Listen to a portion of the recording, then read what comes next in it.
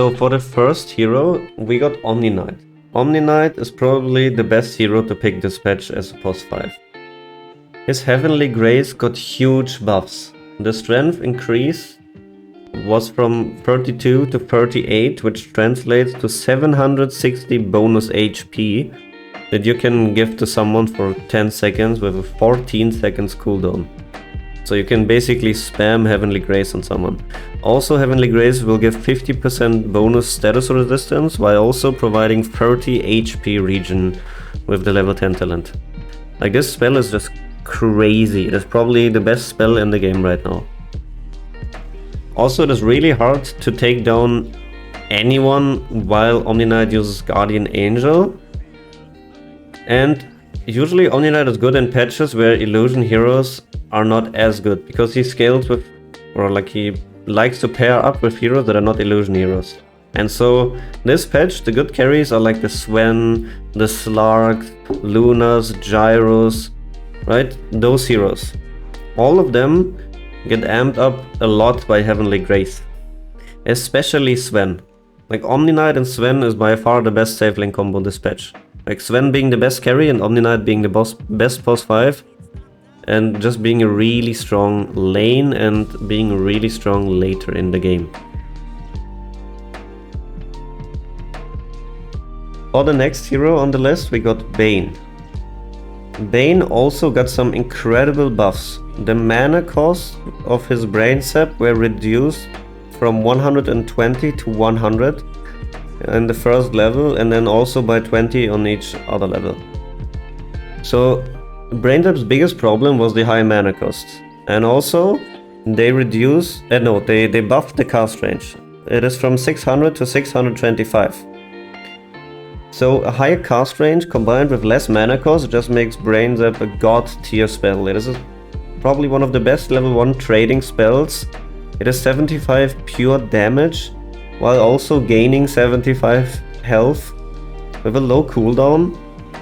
Incredible. Also, they gave Nightmare, which is Bane's sleep, a pure damage per second. It is just the same spell as before, basically with added pure damage. At max level, it is 30 pure damage per second, which translates into 210 additional pure damage.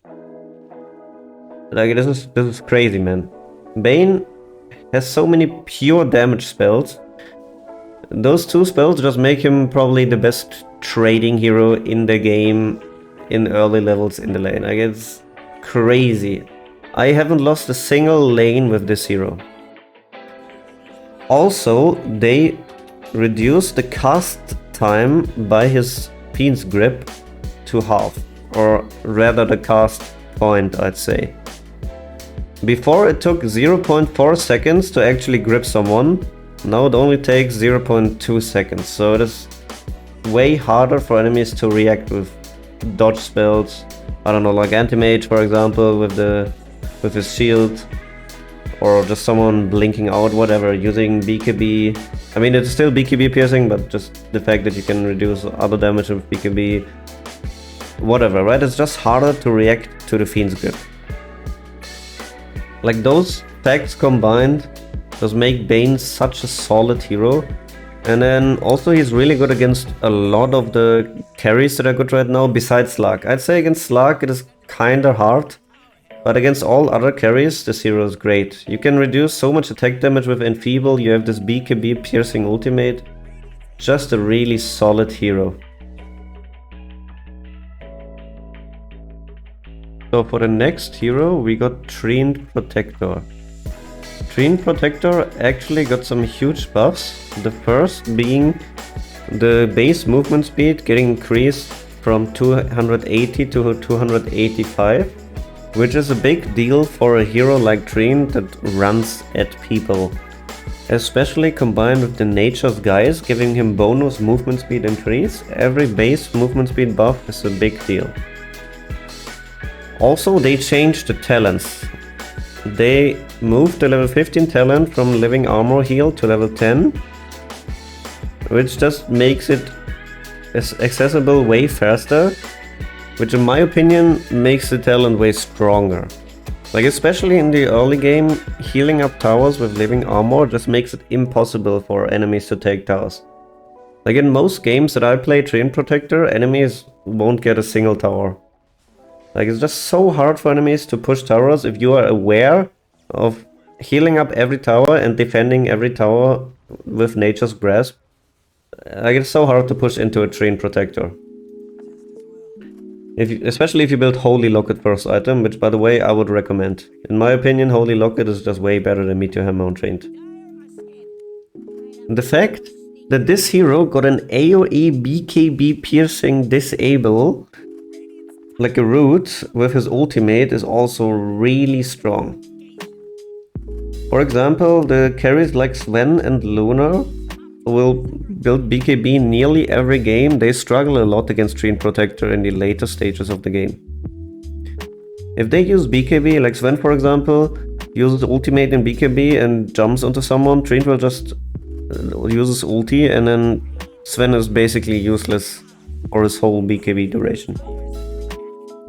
Like, those facts combined with Treant just being a very easy hero to play and also being a really strong laning hero just makes this hero a great hero to play. Also, he is by far one of my favorite heroes as a hard support, so I would definitely recommend to give this hero a try.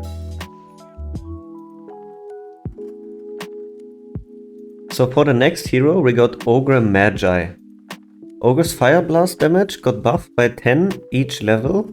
Also, the Ignite mana cost got reduced by 30 on the first level, which is a huge deal for the laning stage. Like, Ogre's laning stage is way better than before, and it was already really solid.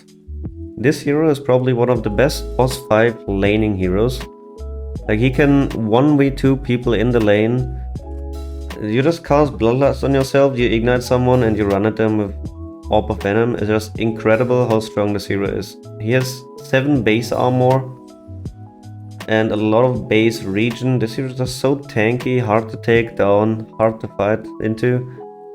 Also, the fact that he scales with every carry, or like the Bloodlust from Ogre scales with every carry that is good in this patch. The Slugs, the Swens, the Gyrocopters, Lunas, all of them, they benefit a lot from Bloodlust. So those facts combined make Ogre a really solid hero, especially in all brackets below Divine. The win rate is between 53 and 55% win rate.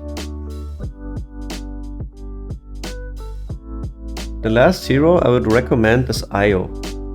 For Io, they changed the range of Tether and also the healing amplification. The healing amplification got buffed by 0.1 on each level. It seems insignificant, but it's actually a pretty huge deal. Especially in the early game, going from 0.6 times the healing to 0.7 times the healing is a lot. The tether range is probably the biggest buff to the hero.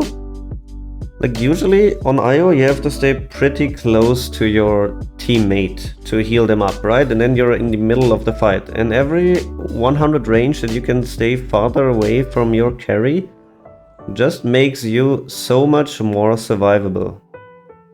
It is actually crazy how much survivability this gives you. Especially on newer Io players, they tend to die a lot on this hero just because they are always in the fight. And this tether max range just makes it so much more easy to stay behind your core without getting caught by any spells, with just getting run at by enemies. This just makes Io more survivable, which in turn also makes your carry way more survivable. Usually Io sits lower than 50% win rate, and with this changes, he's over 50% win rate. So this means for people that actually play Io, this hero is god tier right now. He is probably one of the best supports if you know how to play him. It will definitely take some time for you to get used to the hero, but I promise you it's worth to learn him, especially this patch. All of the carry heroes that are great right now, the Sven, Slugs, Lunas, Gyros, like all of them are the perfect carries for Io. Like, if you ask for any carry that is good with IO, it's all the heroes that are good this patch right now. So this combined with the small buffs to IO himself just make him a really solid hero right now, in my opinion.